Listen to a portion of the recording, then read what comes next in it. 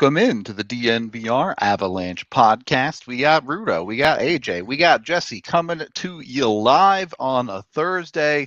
Look, before we jump in, I got DraftKings pick of the week for you. And I don't care about plus minus on the value. I don't care about the odds. All I want to do is make a 2-pick parlay with the Denver Nuggets and the Florida Panthers. That's it. Go pick 2 champions. That's all. That's all you got to do for your DraftKings pick of the week. If you think I'm an idiot, pick others. Yeah, I know, but when you were like, I don't care about the plus minus, I was like, what the hell does that have to do with? But then I was like, realized you meant plus money, negative. I got there. Yeah. Yeah, my reaction to I don't care about plus minus was like, that should be our pod motto. Well, I was confused as how I was like, can you bet on plus minus? I was just excited to hate on plus minus again. I spent all year having to defend Sam Girard over it because of people pretending like it's a statistic that has any meaning whatsoever. Lots of stuff to talk about today. We're going to get into the Panthers. We're going to get into Matthew Tkachuk. I think it's an interesting conversation, but I wanted to start here with, I forget who tweeted out. One of the big names tweeted this out on Twitter the other day. The Carolina Panthers 0-12 in their last 3 conference finals. Try again. Oh, did I say Panthers? The Carolina Hurricanes 0-12 in their last more 3 confusing finals. Because the Carolina Panthers exist. Yeah, it's a real not even team. like you just mixed them up and oh whoops, I made a monster. Yep, yeah. That's a real thing. Wrong sport. Is this at what point is it? This is a weird, spooky thing that is just happening to Carolina. And what point is it like, no, the Carolina Hurricanes are exactly good enough to get to the conference finals and 0 games more? Wait, I'm sorry. Could you give that statistic again? I completely missed it with the Carolina Panthers mix-up. The last 3 times the Carolina Hurricanes have made the conference finals, they've been swept. Mm-hmm. They're 0-12. That's fascinating. Right? It's an amazing streak. Wow.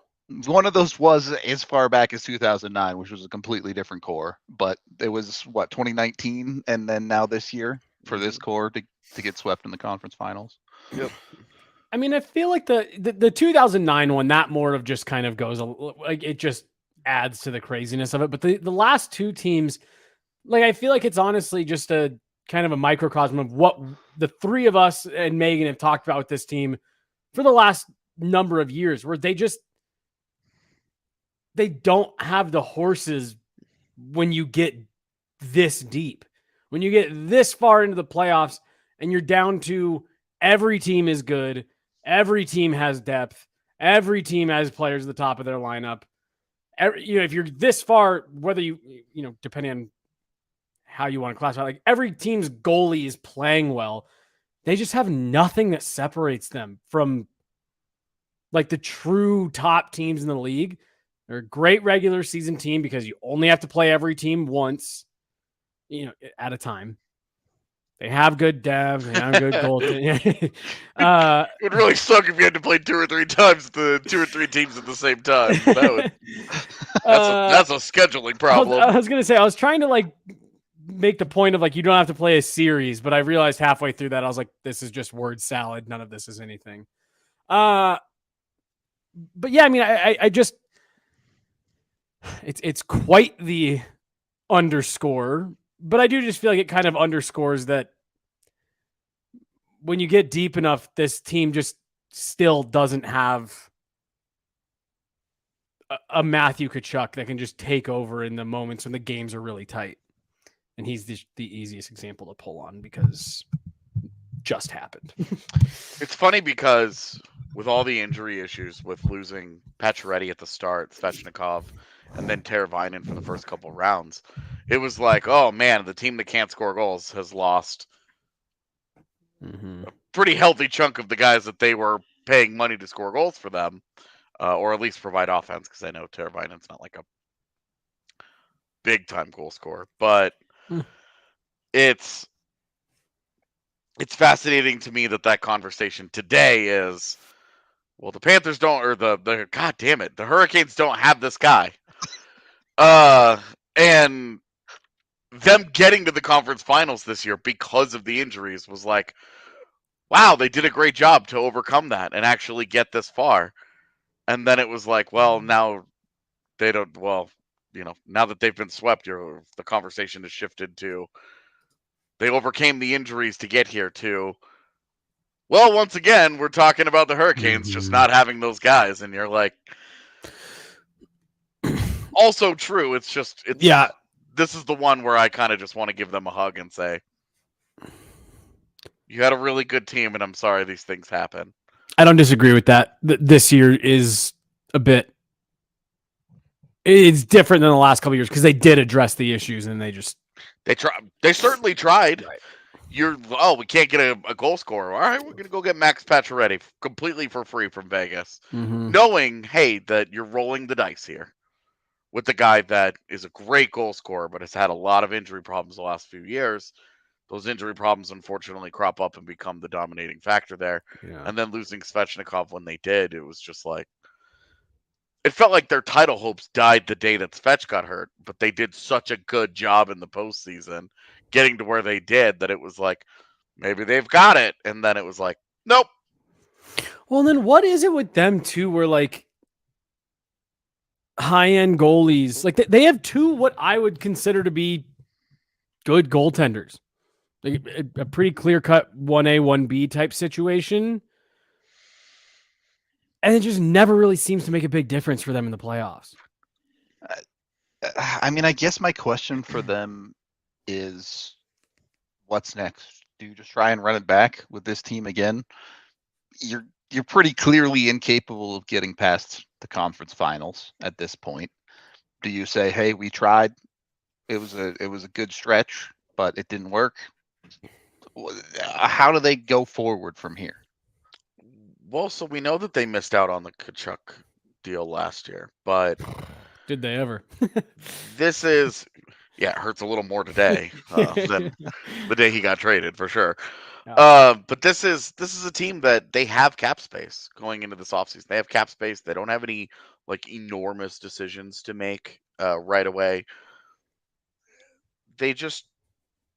They've got prospects, they've got draft capital, they've got cap space, they've got everything that they need. They just need a little bit of courage. They need to just decide we're winning a bidding war. We're just going to. We're just going to win it. Now, you can understand why they lose out on the Tkachuk thing. When Florida's like, hey, we're slapping down Huberdeau, you're going to have a hard time as Carolina beating that. Even if you match it with the Marty Netchus, it's not that great, right? But when they add a Mackenzie Weegar to that deal, it becomes very, very hard for them. Yeah. To match that deal, but I mean, it's a 100-point NHL scorer and a legitimate top 4 defenseman. Like it was a blockbuster for a reason. So we are. You can understand where they were coming from and not winning that bidding war, but at some point, that is an organization that needs to stop coming in second place. Because weren't they in on Eichel as well? Yeah, they've been in on a lot of guys, and it's one where you just say, look, you need to get this right. You need to go out and you need to, you need to convince somebody, even if you overpay and you lose the press conference. But if you win a Stanley Cup, that's the point. Yeah. They have the kind of young players, they have the kind of cap space, they have the draft assets. They've got everything in the cupboard there to make that kind of move. They just need a little bit of courage to say, we can overpay for if we truly believe this is the guy that gets us across this finish line, it's the final piece, go get a Patrick Laine type, right? Like just go get yourself a goal scoring monster from somewhere. I understand teams are not in a hurry to give them up. I get it. But at some point, you've got to stop messing around with Jordan Staal as your second line center. That guy gives you 45 points a year. He's a wonderful defensive player, but he's a really, really good 3C, and he's a really low-end 2C, especially at this point in his career. they should be in the market for Mark Scheifele. All the guys that we've talked about, they should be in the market and say, we're going to make that play. We're going to make that gamble. We're going to be the team that steps up and pays the price for this guy down the middle that makes us better. To a different extent, you can almost kind of liken it back to the Avs 21 offseason when they acquired Darcy Kemper.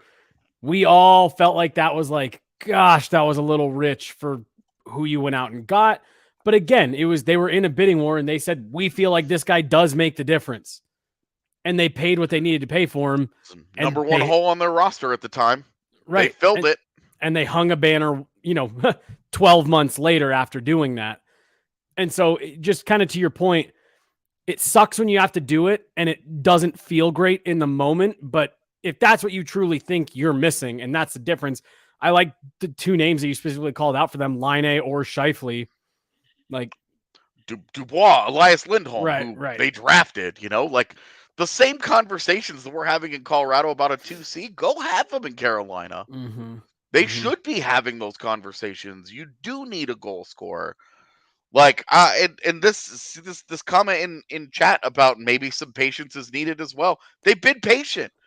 How many more times are they gonna run this same exact group back without throwing a lightning rod into the middle of their roster and say we tried something drastic? Yeah, look, that's the getting Max Pacioretty for free, that's just good business. Mm-hmm. It was totally worth that gamble, even if it cost them $7 million that they couldn't then turn around and spend elsewhere.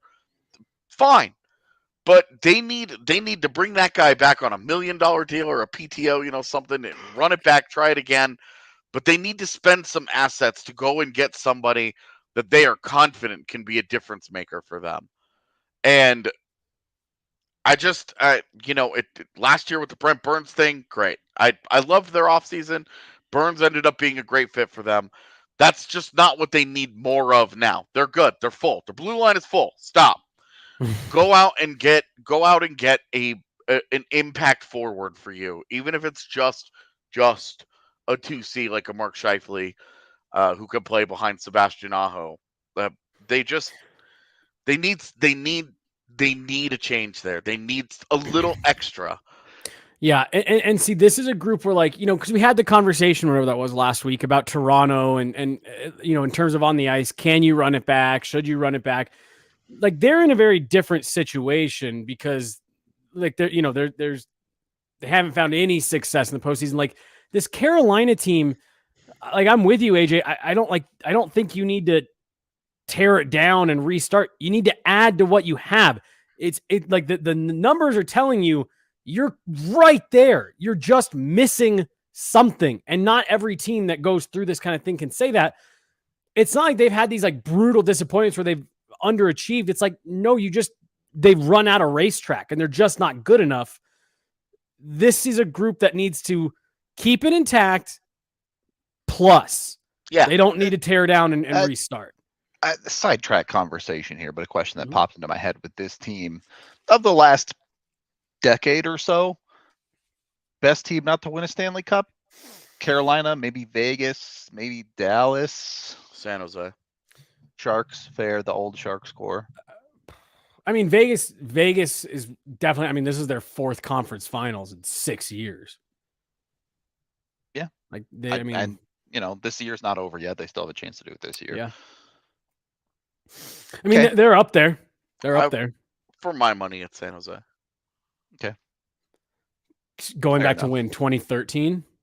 Yeah. Yeah, it would be a decade. Yeah. Yeah. I mean, I would say those middle Sharks teams, those in the late teens, 15, 16, 17, 18, those teams were. Well, and the craziest part about those teams is they got to one cup final. Yeah, and then got rocked. Mm-hmm. They did the thing that Pete DeBoer does. Like they were like badly overmatched by that Pittsburgh team. Mm-hmm. Yep. But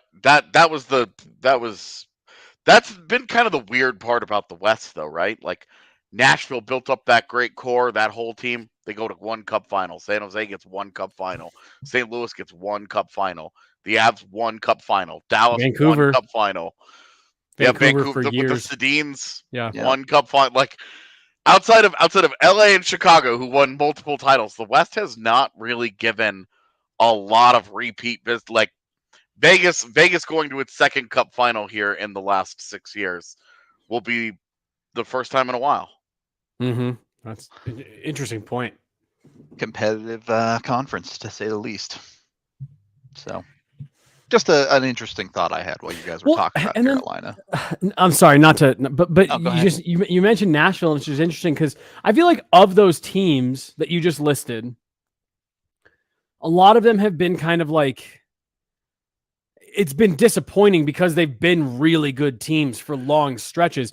Nashville's the only one that, like, man, that was a really quick rise and fall. Yeah. Like, Nashville swept Chicago, went to the Stanley Cup Final, won the President's Trophy. And never really made noise. And then that was it. That. Yeah. Well, and it's true for Winnipeg when they had that really good core, when they had Line A. And all those guys, and then their roster got a little too expensive, and they had to move on from some guys, Andrew Ladd, and that defense that they had built with Trouba and Tyler Myers, Toby Enstrom, like those guys, like that was like a one-hit wonder. They had that one really, really, really good year, and then after that it's just been like a steady decline since then. Yeah. And so it's kind of been interesting to see the West has not built sustainable. When like Vegas is about as it. The Vegas is as sustainable as it gets. They've consistently, they've made the postseason. They've won rounds. They've been in the mix all of the years, but 2, and one of them was the cross check to the face. I was just about to say that they're minutes away from winning Game 7 and moving on, and who knows what happens there. Yeah. I do like Neil's comment of DeBrincat to Carolina. That's exactly the kind of thing that they should be looking to do. All right. Well, go and get somebody that can put a puck in a net for you, man. You should be going and making sure you're looking good, either on the golf course or just in your daily life, with Pins and Aces, the official golf apparel merchandise of DNVR. You can go to pinsandaces.com today, use the DNVR code, and get yourself 10% off your order. 15% off even. Look at that. Even a better deal at pinsandaces.com. They got everything. They got polos, they got hats, they got pants, they got cleats, they got the liquor stick, they got the beer sleeve. If you want to be the coolest guy on the golf course, you can go grab those, put those in your golf bag, and then you're serving everybody drinks and everyone loves you. It just makes you look good. All of their stuff is dope. They have dope merch left and right. So go check them out. Go take a look at all of your options over at pinsandaces.com to be looking fly on the golf course. And then, I imagine they cover golf cart accidents too, if you're not at fault.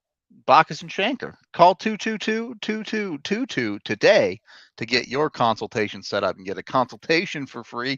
If you have a case, they'll take it on for completely free. They've got you covered both ways on that one. You pay nothing until you win your case with Bacchus and Shanker. So they've got you fully covered. Whatever it is, doesn't have to be a golf cart. If it's a car accident, even if you're not driving, a rideshare situation, or you're on a bike, if you're injured at work, and they aren't paying up, that's what Bacchus and Shanker does. They get you what you deserve. So go hit them up today. Call the 2 number or check them out at coloradolaw.net. Set up a consultation. Go get yourself some money that you've earned. I mean, it's a tough way to earn money, but Bacchus and Shanker's got your back. Second period of the DNVR Avalanche podcast. We're getting into it now. I've already seen it in the chat. I've already gotten a couple of tweets on my tweet of the show. A lot of people still don't like Matthew Tkachuk.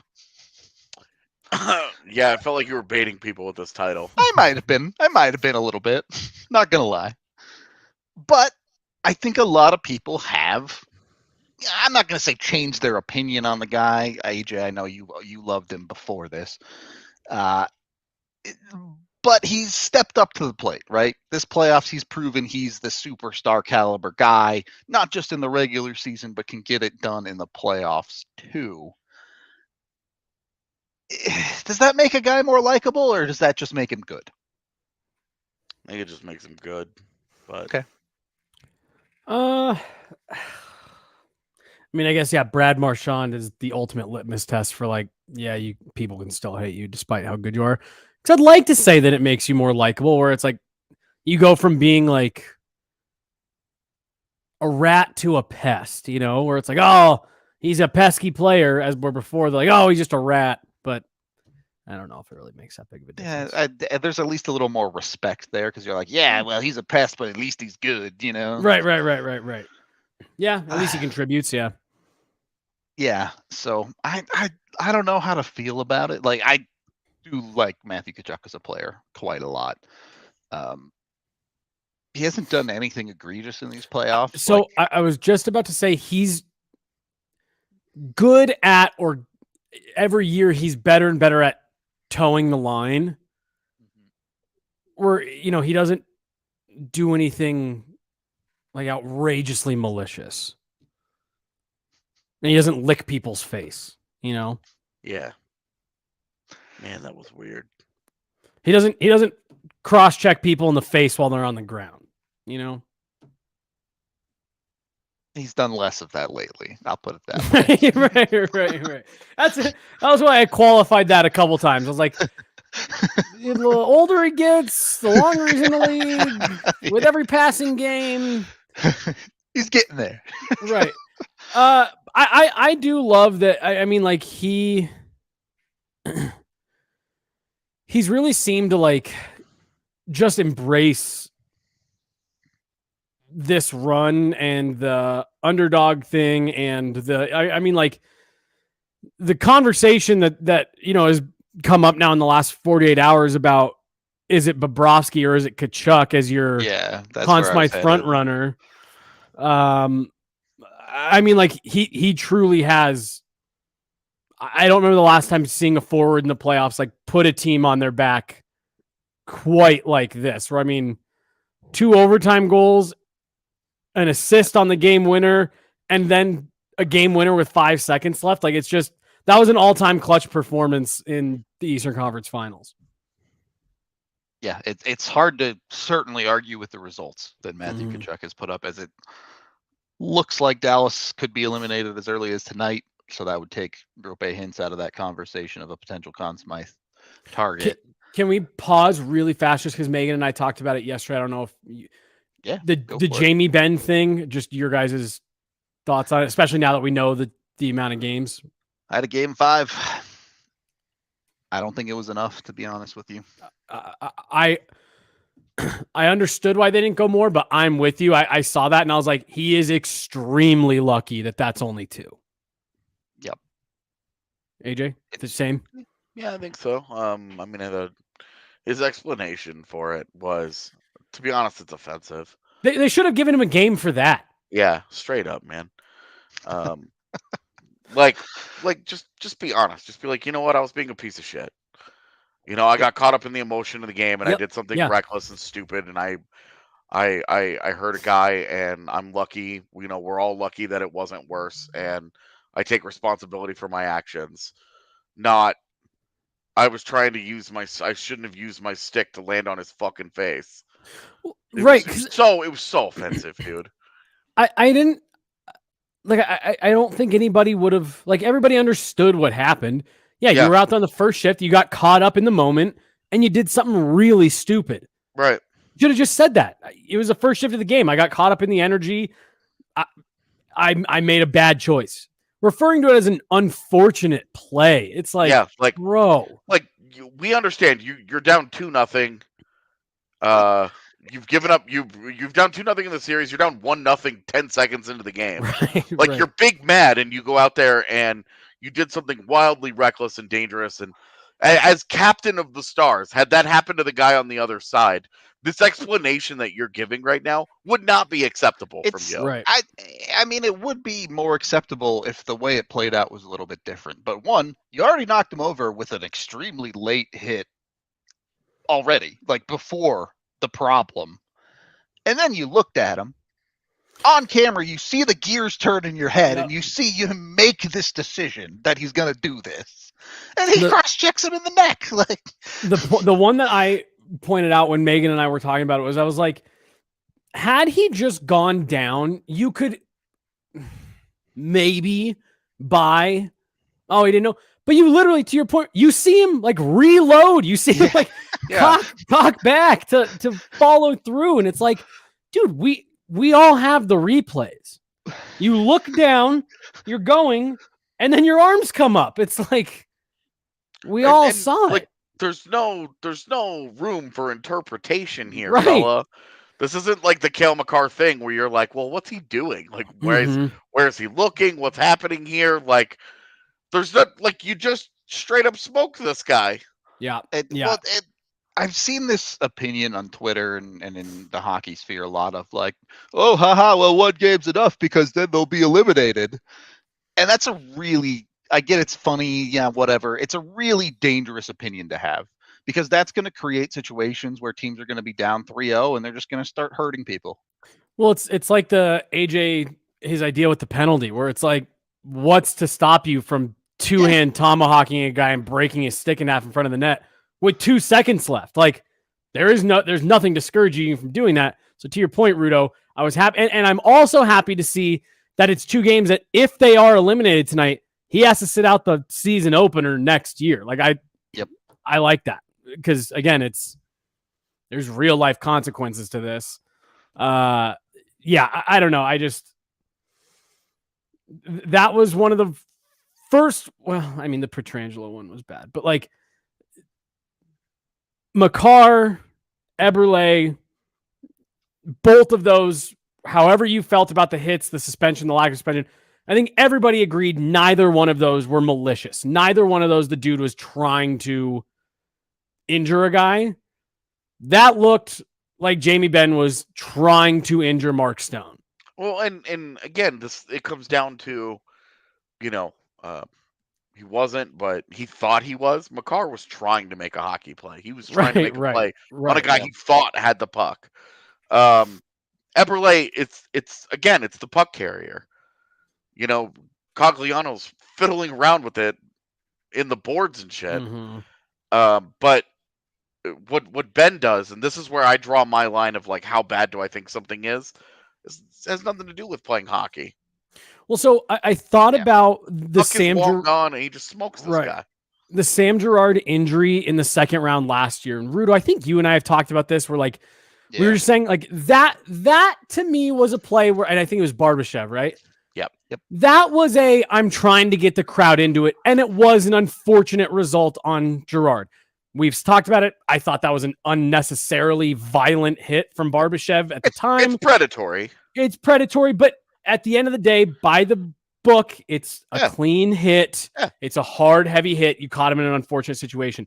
If Jamie Benn wanted to wait for Mark Stone to get up and get in his face, shove him against the boards, face wash him, draw a crowd, maybe you still take a 2-minute penalty.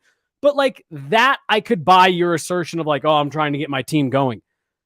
Landing on a guy by cross-checking him in the face twice? Well behind the play at this point. Right. Like you're not... That's not getting anybody going. That's not getting the crowd into it. That's only harming your team. I didn't understand why he did it. It's entirely selfish. He just red misted it and did something dumb. And I hope they get swept tonight, and he has to sit out the start of next year. I hope that's what happens. And then the part that kills you, this is the captain, and this dude is revered by Dallas fans. He doesn't talk to media, and then when he does, he gives the most cowardly fucking response imaginable. Well, and he seems annoyed that he's up there. Yeah, like, the whole thing sucks, dude. The whole thing, you're just like, you know what? Just go away, dude. Just take your suspension. We'll see you next year, okay? Like, just get out of everybody's. Just leave. Just be done with it.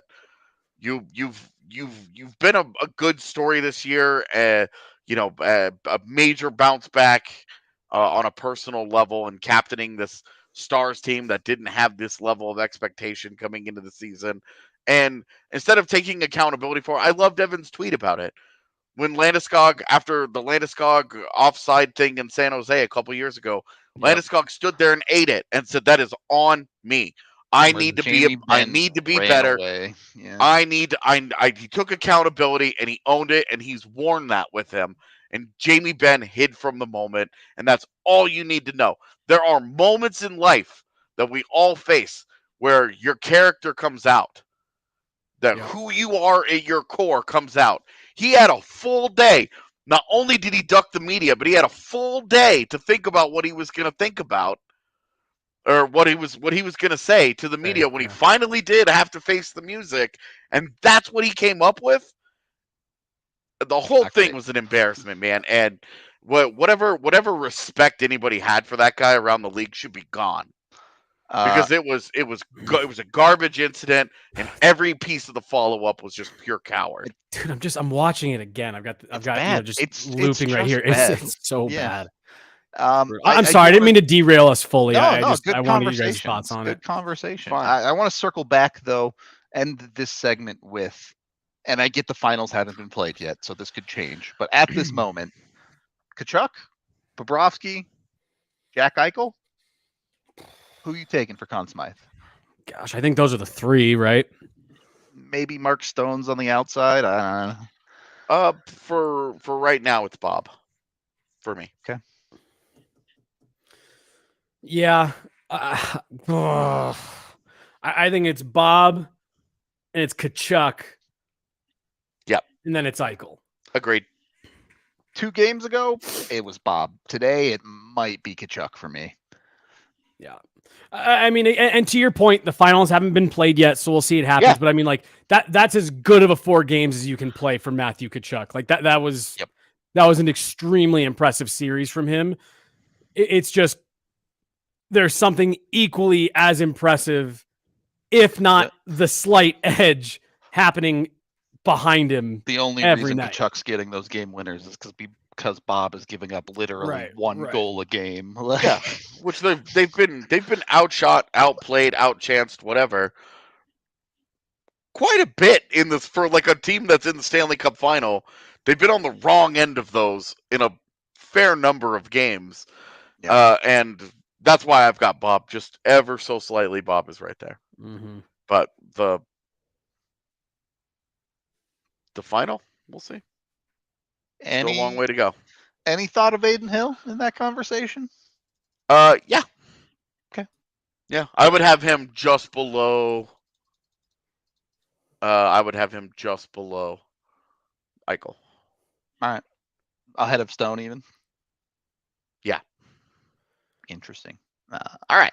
On that note, we are brought to you by the people over at FOCO. You can go get your bobbleheads over there. I recommend the Avalanche ones or maybe the Nuggets ones. Good ones to get right now with the DNVR code and get 10% off at FOCO.com. But if you're a fan of any sports team, they got you covered, not just with bobbleheads, but with licensed apparel, all sorts of cool stuff, whether it be like pins or Crocs or their hoodie, jacket, towel, sheet. Yes, I don't know the name of it, but they've got tons of cool stuff. Go check it out. Again, the apparel's licensed, so you get official team merch and things like that. The bobbleheads are sick. I think Jesse has one behind him somewhere. I don't know. Maybe they're over there. But yes, they're just out of frame. Slacking. We have a bunch down at the bar too, of course. So if you see those on set, those are the FOCO bobbleheads. Highly recommend you go check them out at FOCO.com today with the DNVR code. And we're also brought to you by Shady Rays. Make sure you're looking good. It's the summertime, basically. I mean, I know technically it's not summer, but it's starting to get warm. You're starting to go outside. You're starting to do stuff. The days are getting longer. Make sure you got your Shady Rays on so you're not staring into the sun and going blind without your sunglasses. You can go to shadyrays.com today. Use the DNVR code. And for the weekend, the Memorial Day weekend, you get 35% off of all sunglasses at shadyrays.com. They also do have the 2 pairs for 50% off if you want to buy multiple pairs. But if you're looking for just 1 pair, 35% off sunglasses, just straight up with Shady Rays. Go check them out. Try them yourself. They're rated 5 stars by over 250,000 people. If you're local, they also have a brick and mortar here in Park Meadows Mall. Third period of the DNVR Avalanche Podcast presented by DraftKings Sportsbook. And I wanted to expand this conversation about, in the NHL playoffs, what makes a team a fan favorite? Because I think, assuming Vegas gets it done against Dallas, the vast majority of people are rooting for Florida, right? So I think it's a combination of things here. A team that does not have much of a history, has never won it before, does not have an incredibly annoying fan base, plays a style that is fun to watch, and has one or two like star players that are easy to watch game after game after game. Okay. I think you need all of those factors because you have like if like a Toronto were to go deep, lots of people will jump on the bandwagon and be happy for the long suffering fans there. Mm-hmm. But there's also a lot of people that'll be like anybody but Toronto because that fan base is just grating. Yep. It's incredibly annoying. They're just wildly obnoxious Sure. in their general presence in all things. And that's where it is with Vegas. I think people would be a lot more excited about Vegas, except their fan base has been so awful over the last couple of years that they took the Vegas versus everyone to heart and ostracized the entire NHL as quickly as they could. And Here's what I will now say they're though, alone. in slight defense of Vegas fans, and we talk about this a lot, Twitter versus not The on real Twitter. world. I've been to several games at T-Mobile Arena, and I find the fans there to be very pleasant. The atmosphere is crazy, man. The atmosphere is crazy fantastic. And seriously, like I remember, especially in those first couple of years, and again, they've been around for 6 years now, so there's some fans that have hardened and stuff like that. But they really were just like, we just think this is awesome. And like, we love having a pro team here. And like the way that because I remember I talked to people about, are you guys excited about the Raiders? And they were like, no, we love the Knights because they're our team. They're ours. Like they're from Vegas. We don't want like some transplant team. And like I've had very different experiences with Vegas fans in Las Vegas versus the Twitter fans, the Vegas fans that you see online and shit like that. Because the ones online really do. They got that first year of success, and it was like, It's not really anything special about an online fan base being annoying. They all are. Right. It's like somebody in chat earlier asked about a couple of Dallas fans throwing trash onto the ice. Like those people are idiots. Mhm. It's not indicative of an entire fan base. Every fan base Right. has their idiots. There's a for couple sure. of drunk assholes in every single crowd. If you think that's not true, then you're delusional. You're lying to yourself. I mean, Nazem Kadri even, was a big enough person to be like, I know that what's happening here isn't representative of all St. Louis Blues fans Of course. in the city of St. Louis. It's a portion of them that are idiots, the biggest idiots in the world, but it's a portion of them. It's not all of them. Well, and the anonymity of online allows you to just Right. say whatever you want. I mean, I had a great example of this. I posted that really wild cap friendly thing yesterday. I don't know if you guys Mhm. saw it. I think so. Just some crazy stuff, right? And you got people that just confidently go onto the internet and say whatever they want. Yeah. Like this guy tweeted at me today that Landy only has one knee now, which is why trading him wouldn't make sense. And says, with Val's story, knowing Bettman, he will make sure that he never plays a game in the NHL again. What story? Huh? What story? What if we concocted here? How is has, Gary Bettman involved? has he ever like done anything to Well, keep people from I was playing gonna in the league? I was going to say, even if there was some crazy story, what Gary Bettman track record are you referring to? Yeah. So like I said, people go online and just feel totally confident to say whatever the hell they want. I do. I want to see Florida win for a couple reasons. One, what you were talking about, AJ, and the part that I do feel for, because you mentioned like the people that would be happy for the long-suffering Toronto fans. As much as people want to dunk on them, like there are longtime Florida Panther fans who haven't seen any success. They have to, they go to an empty building on a lot of nights. Like this is a franchise that is just the league-wide punching bag. Them and the Coyotes every year, it's just a dunk fest on these organizations. So I think it'd be a lot of fun for the Florida Panthers to win a Stanley Cup, kind of overcome the little brother in Florida thing, and it'd be really fun on the back half of this run. But then my other part with it with Florida is it's just like, who the hell would care? Like who could possibly be upset by the Florida Panthers winning the Stanley Cup? Like I seriously think if the Panthers win, it's just like a fun summer for everybody. It's like, let's see what Matthew Tkachuk does with it. I could understand Vegas fans being mad. Well, like the teams they beat, but also sure. But also like a Toronto, like they've not won a Stanley Cup in 50 years. You're like, it's starting to get to be a really long. It's not like a normal like, hey, you go 20, 30 years. Like I think that's a pretty normal cycle of time to go in between championships. Going 50 years is like. That's a long time. Yeah. You're starting to get into it, man. Like you're starting to be like, oh my god. You're not talking about like people in your fan base are starting to die without. Well, I was going to say, like their life cycles are starting to go by. Not like there's a little bit of crossover here. Like you're starting to get like people who were live the last time Toronto last won one are starting to get there. And you're like. Yeah, exactly. And you're like, they're on the back nine of their lives. They're not almost dead, but like they're in the latter stages of life, and they're close to retirement, if nothing else. This is a franchise that didn't even exist for a lot of that time, and then showed up, and like this is their second Cup final. Well, see, but what you're saying there is exactly why I think that people would have way bigger issue if Vegas won, because it's like. It's too 6 early. years, 2 Stanley Cup finals, 4 conference finals.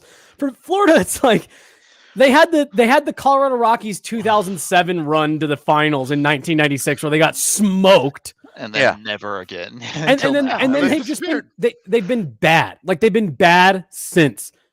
Save for a couple like the Rockies have been better since 2007.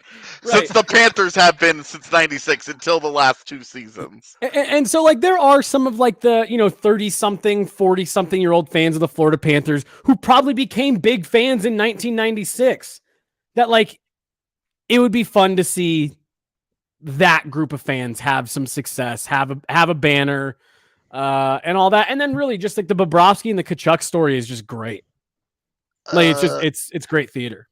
Do want to very quickly hit on some breaking news. I don't know that we'll have a ton to say about it, but as reported by our own Megan Angley, Sampo Ranta signed a 2-year deal with Modo in the Swedish Hockey League. It's really disappointing. So I saw that really 5 minutes ago, and I was like, are we not talking about it because like none of us just really care that much? No, it's just that there isn't a lot to say. It's disappointing because that's a guy that they had higher hopes for. And it's a guy that you wanted to see him play out, a number of years. He's had some injury issues. He's had a couple of NHL looks. It's not like he's never been given opportunity. So I think that this is, they'll retain his rights. He was an unsigned RFA going into the summer. I think it sucks. It sucks for the organization. I think it sucks for him. So I think it sucks for him that he gave the AHL a couple of years and then took his ball and went home. So I was going to say, when you use the word disappointing, I feel like that's applicable in a couple different lights here. It's disappointing that he left the organization. I also think what you got out of him after a really encouraging college career was a little disappointing. And then what you just said there at the end, where it's like, dude, you're 22 years old. You played 2 years in the American Hockey League with multiple NHL call-ups, including some playoff games. And you're just like, nah, I don't want to do this anymore. Yeah, I mean, he doesn't even hit 100 AHL games. Right. Well, I guess counting those when he first left college, he barely breaks 100. So the struggle there is you can't say he didn't get the opportunity, right? Of the 16 AHL guys, he had a 10-game NHL look in his first full year pro. Yeah. Well, I mean, the comment says I think this will set his development back. I mean, you're almost kind of punting on that. Like him doing this is saying I'm not really developing anymore. I'm just He's going to not go a play in the prospect anymore. SHL. Yeah, I'm just going to go be an SHL player. And the comment right before that said one less trade chip. You're right, but unfortunately, I do think I think he was getting towards that Shane Bowers section where it's like you felt really good about this guy as a prospect. Had you traded him 2 years ago, he would have had some value. But that was like he would have really more been like a fourth piece throw-in on some type of deal. Yeah. If even that. He would have been like that B or C level prospect that like a team is like, hey, we like this guy, we'd like to take a chance on him. And the Avs are like, yeah, cool. If this gets us the deal done, are you serious? Yeah, we're comfortable here. Right. So for me, I think it's disappointing, especially because as the Avs need depth, the Avs are gonna need I'd be willing to bet you that a number of those Eagles that come back on RFA deals see the NHL next year, and he just took himself out of that. Yep. I was gonna say that. I mean that was kind of that's just my thing. Like looking at this is why would he do this? You know what I mean? Like unless the dollar figure is significant for Moto, which I can't imagine it's mind blowing. They're throwing millions and millions around. Right. Like, maybe it's more than what he would have made in the A next year, but probably is. Outside of that, I just don't really get a reason why he would do that, given the organization he is. Again, just the call-ups he got relative to other players with the Eagles. This is just a really weird decision by him, honestly. It's disappointing, man. It's a disappointing mindset that we see. So, especially because really, man, at the beginning of the year, like I really did. I thought very highly of, his mindset and the way he was, kind of going about his business at training camp, and this is what I'm focused on. And your point, AJ, this does just kind of seem to fly in the face of a lot of that. And they'll keep his rights. He's 22. They'll keep his rights for the next 5 years. So if he goes over to the SHL and absolutely pops off, if he wants to come back, he has to start here. Like if he's homesick, okay. I'm never going to criticize a guy for that, but he's not from Sweden. Also, he left Finland when he was 16. So this is not like Christian Vesalainen, who got drafted in the first round and badly did not want to leave Finland for Manitoba. He was playing in the USHL at age 17. Yeah. Yeah. He left when he was 16. So it's not if he's homesick now. Yeah. It's a weird time. Martin, everything about it is disappointing and weird, and it sucks. It sucks for the Avs. I think it sucks for him, and it's great for Moto. Good for them, I guess. Yeah. Martin Kaut was my guy that I'm expecting this summer to do the homesick, go back and play in that league over there. This summer, I think he'll give it 1 year in San Jose, and then we'll see. But think so. Yeah, he strikes me as the ultimate. I would rather just play close to home. I agree with the take, but if he thinks he has a real shot to play in the NHL next year, I think he'll try. But I hope he does, especially for the rebuilding team. I mean, they gave him looks at the end of the year, and he scored goals for them. Yep, it was their usage of him. Honestly, was kind of weird because he was productive for them. Then they still sent him back down, and they kept yo-yoing him. Yeah, it was very weird. See, that is the thing about him. Like, what is it? What is it about him? I don't know. We don't need to have this conversation. No, I know. I'm that, and that's more rhetorical than anything. But it's just like it is just weird because I don't know if any of us can answer that. No, for sure. It is certainly weird, to say the least.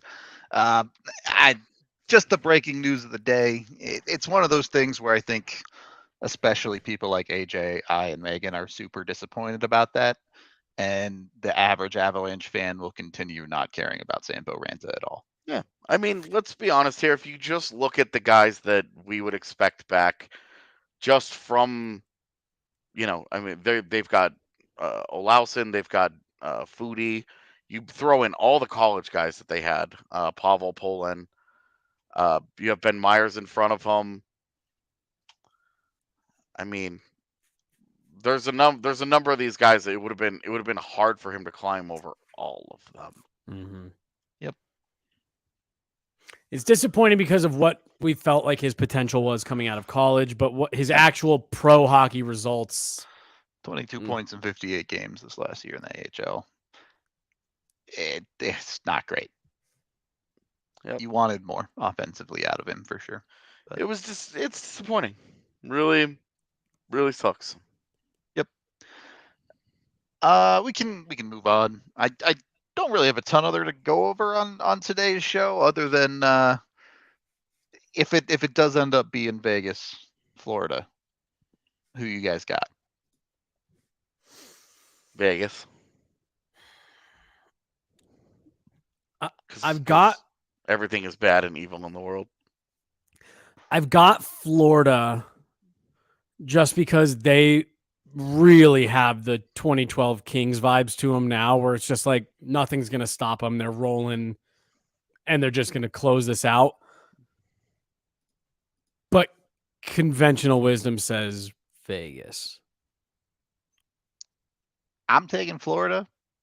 Team of Destiny. If Team of Destiny. I've been on that bandwagon since round 2. But if game 1 happens and Bob looks shaky, they're in trouble. Bob has to continue to be the guy for them to have a chance. Mm-hmm. Yeah. All right. I'm good. Any final thoughts from you two? How cool is it that Latvia made the medal round for the first time ever at Worlds? Yeah, That's pretty fun. sick. It's been a weird Worlds. We all looked at the USA roster and we're like, so you guys aren't taking this seriously, huh? Just And motoring right along, yeah. just cruising along, winning games. First ever undefeated round robin for USA, the US, yeah. which I thought was insane. They've It's never very gone weird. undefeated through the fucking preliminary round at the World Championships. Very weird tournament all the way around, to be honest No kidding, with you. dude. No kidding. Anyway, I really do appreciate that I don't have to care about that tournament during the current cycle of the Colorado Avalanche. Right. I used to cover that thing in depth every year on what. How did Mikko Outsiders were doing. I actually don't know. Like, haven't been paying attention to it at all. Yeah, I saw absolutely. like 3 highlights, and that was it. We can look it up real quick. Dennis Mulligan had a sick goal. I don't remember when it was, but he Yeah, did I something saw that real highlight. dope. I Yeah, did. yeah. And I was like, Denny the many. Good for If him. Florida wins, will it be one of the most impressive cup runs in history? No. I mean, in terms of the teams that they beat and the points that they had that year, going through the all-time Bruins team, I made a short about this. the however many wins or however many points Toronto had, and Carolina was also a division winner. Like, yeah, I would say sure. If they do it, it would be 4 of the top 5 teams in the NHL by points that they beat. The only one not being the Devils, who lost to Carolina. So I think what would make their the part of their run that's the most impressive is that since the time they were down 3-1 to the Bruins, they've lost once up until this point. Obviously, we'll see what happens in the final. But like, Yeah, that's crazy. That to me is the part, especially given what you guys were just mentioning, the competition they were playing in terms of regular season seeding. Like, they did not get a cupcake walk to the final, and they've lost once since game 4 of the first round. yeah, they're 12-1. Right. If something crazy happens and they go, or rather 11-1, if something crazy happens and they like sweep Vegas in the final too, and it's like they go 16-1 or something, other than those first 3 losses, that's crazy. Yeah. Then you'll have knocked off 4 of the top 5 teams in the NHL, or 3 of the top 5, whatever you said, and then the winner of the Western Conference. Like, that's a straight juggernaut of a lineup that you just knocked off. Mikko Rantanen was 7 games, no goals, 8 points, 4 penalty minutes. Only 4 penalty minutes. Good for him. He was like, I shot too much this year. I'm only passing at Worlds. I like that the regression happened at Worlds. Anyway, we're going to wrap up today's show. We appreciate all of y'all hanging out with us on this one, just talking a little bit of playoffs, a little bit of interesting Florida Panthers conversation there.